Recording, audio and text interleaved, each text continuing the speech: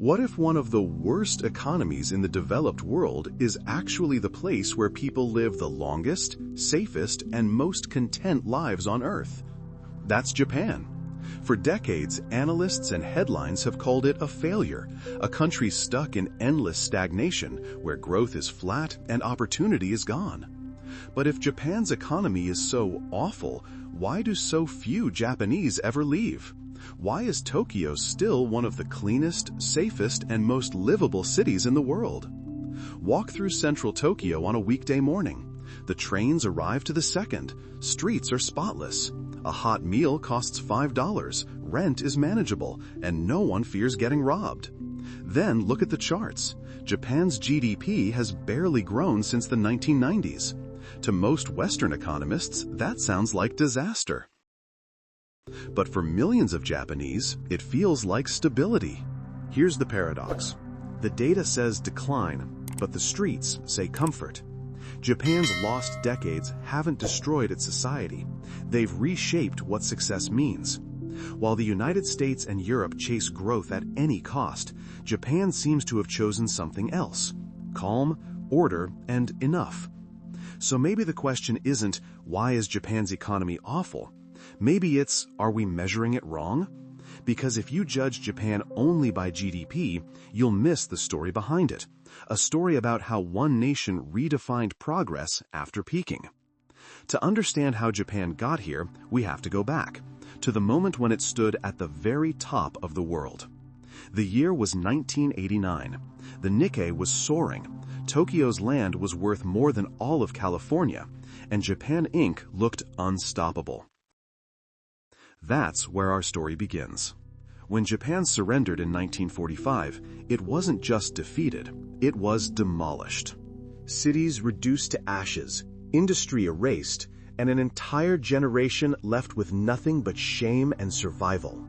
Yet within 40 years, this same nation would dominate global markets and terrify Western economists. The world called it the Japanese economic miracle. But there was nothing miraculous about it. It was discipline, planning, and an obsession with doing things better. After the war, Japan became a blank slate under American occupation. General Douglas MacArthur and his advisors didn't just rebuild, they rewired the country. They broke up the zaibatsu, massive family-owned conglomerates that once controlled every corner of the economy.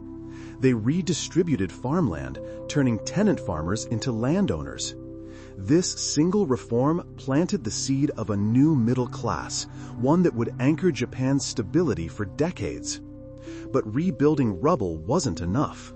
Japan needed direction, and that came from an unlikely hero of bureaucracy, the Ministry of International Trade and Industry, or MITI. MITI became the brain of Japan's recovery, orchestrating a strategy that Western nations could only envy. It picked winners, shielded them from competition, and poured credit into industries that promised long-term growth. Steel, shipbuilding, automobiles, semiconductors. MITI didn't just encourage them, it engineered them. Japan's bureaucrats, engineers, and CEOs worked hand in hand, blurring the line between government and business. The goal wasn't short-term profit, it was national strength. This model, later nicknamed Japan Inc., turned a war-torn country into a single, coordinated economic machine. Then came the Korean War in 1950, a turning point few noticed at the time. As the United States rushed to supply its troops, Japan suddenly found itself in the perfect position: nearby, cheap, and efficient. Its factories became America's repair and supply base. Between 1953 and 1957, Japan's exports skyrocketed by 143%. Money poured in. Factories expanded. Cities glowed again. By the 1960s, Japan was no longer a recovering nation. It was a rising superpower. Its growth averaged over 10% a year. Entire sectors evolved almost overnight. Companies like Toyota, Sony, and Toshiba became symbols of precision and reliability. Their products didn't just compete with American ones, they surpassed them. When Japanese cars began outselling Detroit's and Walkmans replaced American radios, the West realized this was no ordinary rebound. Behind the scenes, Japanese society was transforming. The government promoted education, discipline, and collective identity. The work ethic was legendary. Employees saw their companies as families, often pledging loyalty for life. Meanwhile, household savings rates soared, giving banks the fuel to keep investing in new industries. It was a feedback loop of effort, thrift, and ambition. By the 1970s, Japan had outgrown the nations it once envied. Its GDP multiplied fivefold, surpassing Britain, France, and Germany. The country that once relied on foreign aid now financed American debt. Western newspapers called it the Japanese challenge, a polite way of saying, "We're scared." And they had reason to be. By the 1980s, Japan wasn't just catching up, it was leading. Its bullet trains were the fastest, its electronics the most advanced, and its corporations the most efficient. From cameras to cars to microchips, made in Japan meant excellence. While American boardrooms obsessed over quarterly profits, Japan built for the next century. Then came 1989, the year Japan touched the sun. The Nikkei stock index hit an all-time high near 39,000. Tokyo's Imperial Palace grounds were said to be worth more than all the real estate in California. 8 of the 10 largest companies on Earth were Japanese: Mitsubishi, Toyota, Sony, Honda, Hitachi. Japan Inc. wasn't a metaphor anymore, it was a global empire. To many in the West, Japan looked unstoppable, even frightening.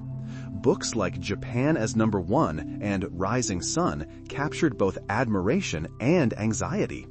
The country that once imported everything was now exporting dominance in technology, finance, and culture.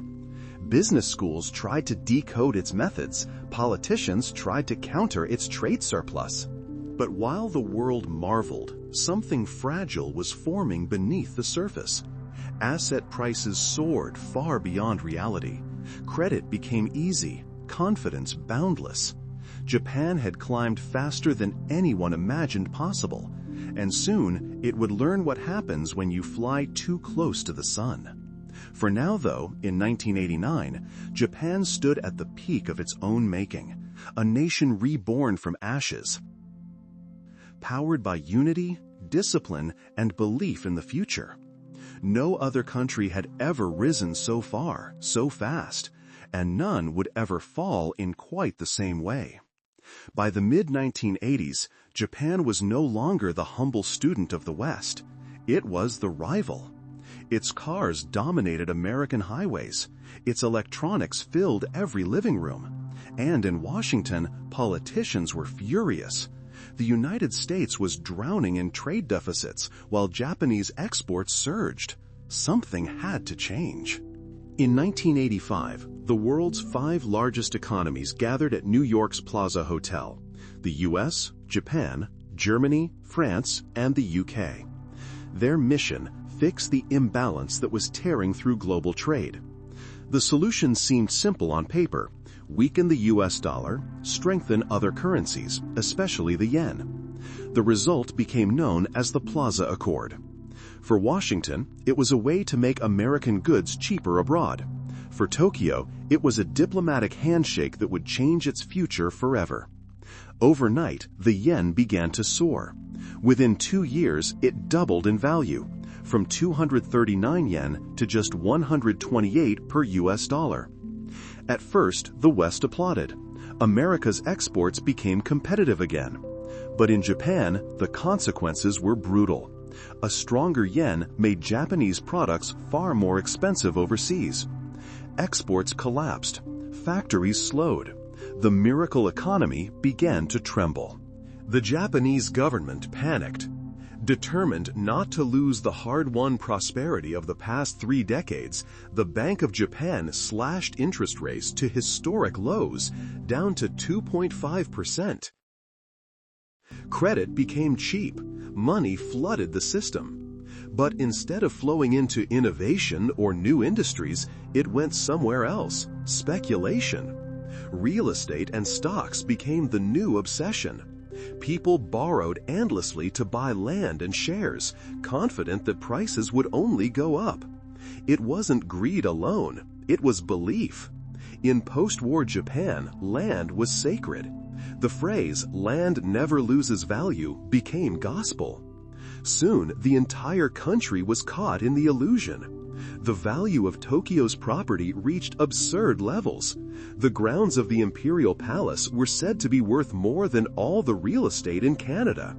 Office workers turned into day traders. Banks handed out loans without hesitation, backed by collateral that seemed unshakable. For a while, it felt like the good times would never end. The Nikkei soared to 39,000 points. Wealth multiplied on paper. Japan wasn't just rich, it was invincible. But, as always, bubbles don't announce when they're about to burst. By 1989, inflationary pressure was rising. The Bank of Japan, fearing an overheated market, raised interest rates, just slightly at first, then sharply. It was the pin that met the balloon. Almost overnight, stock prices collapsed. Real estate followed. Companies that had borrowed heavily suddenly faced massive losses. Banks discovered that their secure loans were backed by worthless land. Trillions of dollars evaporated, not in months, but in days. And with that, the dream ended. The same financial system that had powered Japan's rise now turned against it. Factories didn't close immediately. People didn't riot. But the confidence, the collective belief that growth was inevitable, vanished. Japan had entered what would later be called the lost decades. What made the Plaza Accord so devastating wasn't just economics, it was psychology. The agreement had forced Japan into a corner, its currency too strong to export, its culture too cautious to let failures collapse. In trying to protect what they built, Japan's leaders preserved the illusion until it consumed them. To this day, some economists argue that the Plaza Accord was the quiet turning point, a moment when Japan traded independence for stability, unaware that it was signing an economic death sentence. From the outside, it looked like diplomacy. In reality, it was the start of a 30-year nightmare, one born not from war or corruption, but from the simple desire to keep success alive. In 1989, as the world cheered Japan's triumph, the fall had already begun. The lights of Tokyo still glittered, but beneath the surface, the system was cracking. The miracle had turned into a mirage. And from that illusion, Japan would awaken into a long, quiet night. A night that, in many ways, still hasn't ended. When Japan's Great Bubble burst in the early 1990s, it didn't explode, it deflated, slowly, painfully, over years. The skyscrapers still stood, trains still ran on time, but something invisible broke. The faith in endless growth was gone. And rather than confront the collapse, Japan chose something else: to delay it. By 1992, banks were drowning in bad loans. Land and stock prices had fallen by more than half, leaving trillions of yen in paper losses. But instead of acknowledging them, bankers pretended they didn't exist. They refinanced failing companies, extended credit to insolvent borrowers, and rolled over loans again and again, hoping time would fix what honesty could not. This was the birth of the zombie banks. Institutions that looked alive on paper but were dead inside, kept standing only through government guarantees and creative accounting. Their clients, too, became zombies. Corporations that could no longer innovate or grow, yet were kept alive by cheap money and political protection. The government, terrified of mass bankruptcies, refused to force a reckoning. Rather than nationalize the banks or restructure debts, it poured in stimulus after stimulus, trying to paper over the cracks. The result was paralysis. In 1997, Just as the economy showed faint signs of recovery, Tokyo raised the consumption tax from 3 to 5%, a move meant to restore fiscal discipline. Instead, it strangled domestic demand and pushed the country back into recession. Unemployment rose, consumer confidence collapsed. Japan had turned its lost decade into something longer. The irony is that Japan's leaders knew the problem. They just couldn't face it. In a culture where harmony and saving face matter more than confrontation, failure is not simply a business outcome, it's shame. And so the system protected itself. Bureaucrats, bankers, and business executives formed what journalists called the Iron Triangle. Each group relied on the others for status, safety, and survival. No one wanted to be the first to break the illusion. Through the 1990s, stimulus packages kept coming. Roads, bridges, dams, airports. Massive public works projects that boosted short-term employment but did little for long-term productivity. Much of the money flowed to rural areas with political influence rather than places that needed innovation. By the end of the decade, Japan had spent billions and moved nowhere.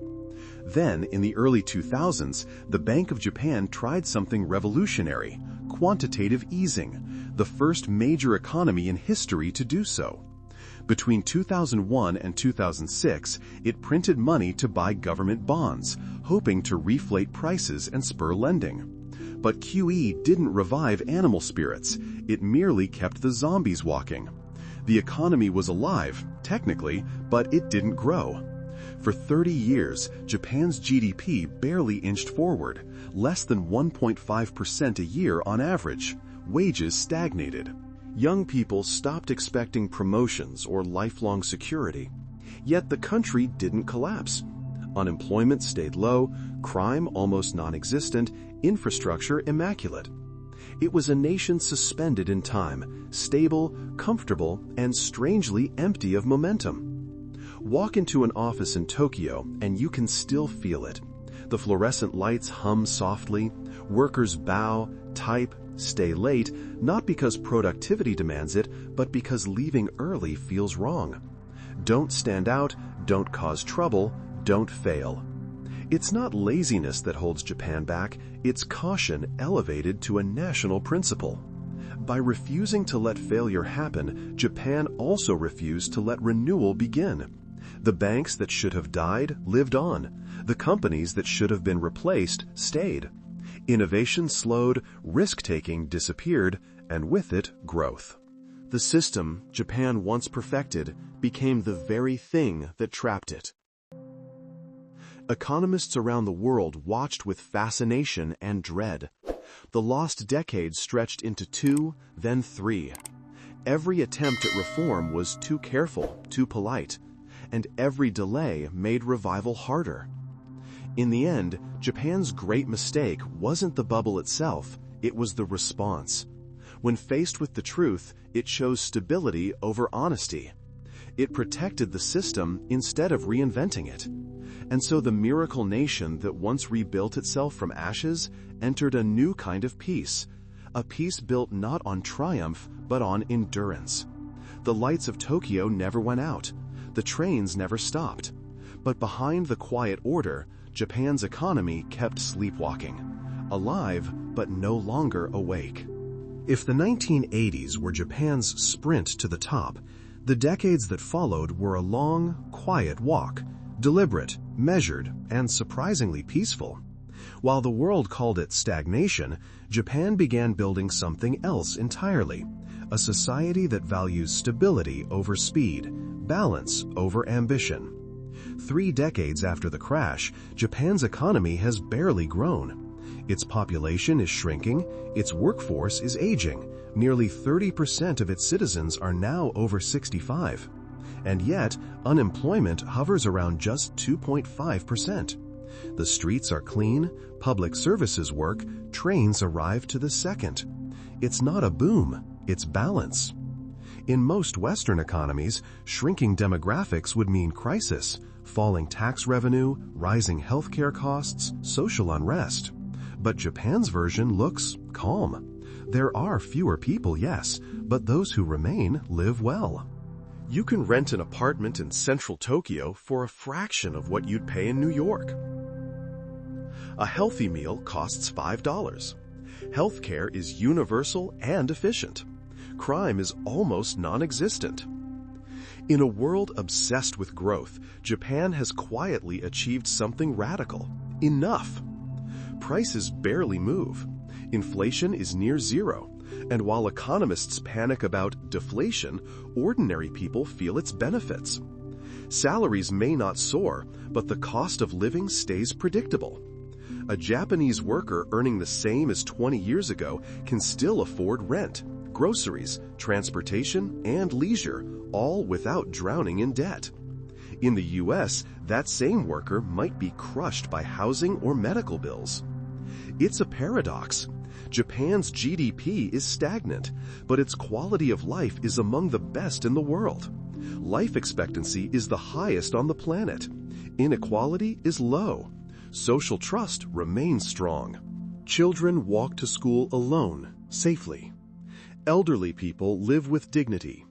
The system doesn't make people rich, but it keeps them secure. Still, stability has its price.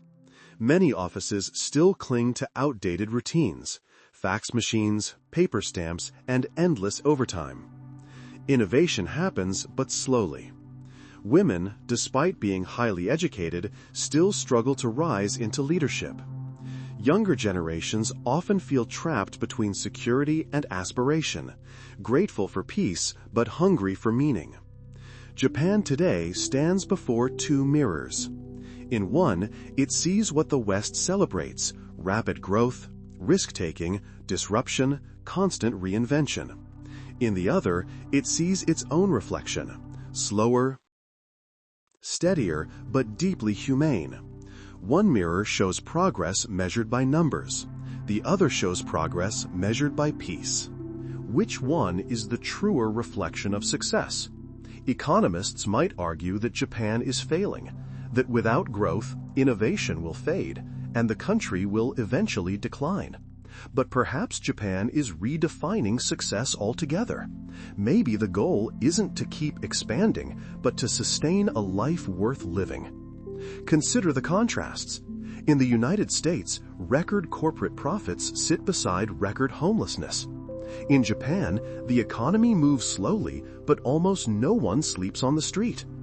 Western cities chase construction booms that drive housing beyond reach.